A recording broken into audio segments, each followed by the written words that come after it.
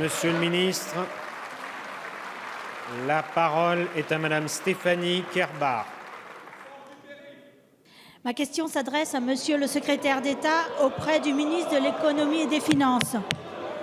Entre 2002 et 2017, que se passe-t-il? La part de l'industrie française dans le produit intérieur brut, PIB, est passée de 16,5% à 12,5%.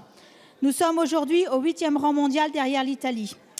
Mais aujourd'hui, la France recrée plus d'usines qu'elle n'en perd. Cela n'était pas arrivé depuis plusieurs années. Au cours des 8 premiers mois de cette année, 87 nouveaux sites industriels ont été créés pendant que 61 fermetures ont été recensées. La production de l'industrie augmente de plus de 0,6% en septembre. Au-delà de ces chiffres, il y a des salariés qui œuvrent à la réussite de la France industrielle. Nous sommes aujourd'hui à un tournant décisif et la France doit accompagner la transformation de son industrie. Cela passera par le prochain plan de formation qui permettra aux salariés de se former aux technologies de l'industrie du futur. Nous devons moderniser notre industrie et accompagner sa montée en gamme. Lundi, lors du Conseil national de l'industrie à Bobigny, le gouvernement a présenté sa feuille de route pour la reconquête industrielle. Un audit des 14 comités de filière identifiés en 2010 sera lancé par le ministère dans le but de bâtir et de piloter efficacement la politique industrielle française. Par ailleurs, un fonds pour l'innovation permettra dès 2018 de soutenir l'innovation de rupture. Je salue votre plan d'action pertinent et ambitieux s'inscrivant dans le long terme. Merci. Notre pays est riche de nombreuses ressources, de savoir-faire industriel et sociétal. Nous avons les leviers pour réussir.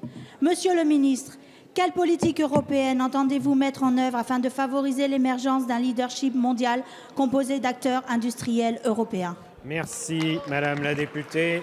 La parole est à Monsieur Benjamin Griveaux, secrétaire d'État auprès du ministre de l'Économie.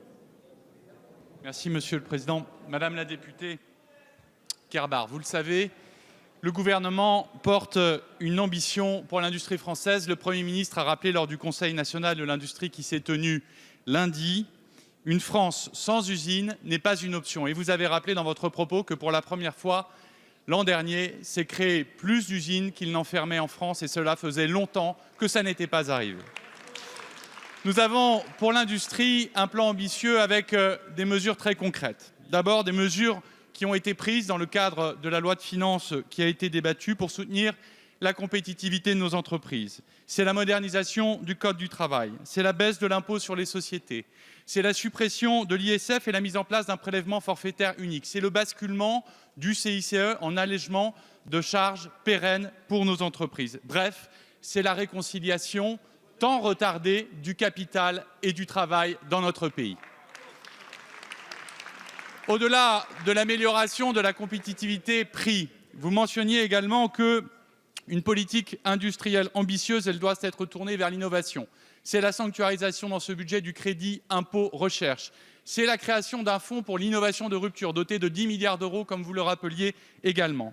Enfin, c'est le French Fab, ce label qui a été lancé le 2 octobre et qui va permettre, sous une étiquette commune, avec le maillot France, de partir à l'étranger, conquérir des marchés pour nos PME, pour nos entreprises de taille intermédiaire qui en ont tant besoin. Cette montée en gamme, vous le savez, elle passe aussi par un investissement dans l'éducation et dans la formation. C'est le travail engagé par Muriel Pénicaud, Jean-Michel Blanquer et Frédérique Vidal. Et enfin, je terminerai sur la question européenne. C'est une ambition européenne importante. Le Conseil national de l'industrie a pour mission de préparer au printemps prochain la réunion à Paris des amis de l'industrie en Europe afin d'avoir une position commune. Nous avons à cœur de pouvoir construire des champions européens comme nous avons commencé à le faire depuis des mois. Merci. Je vous remercie.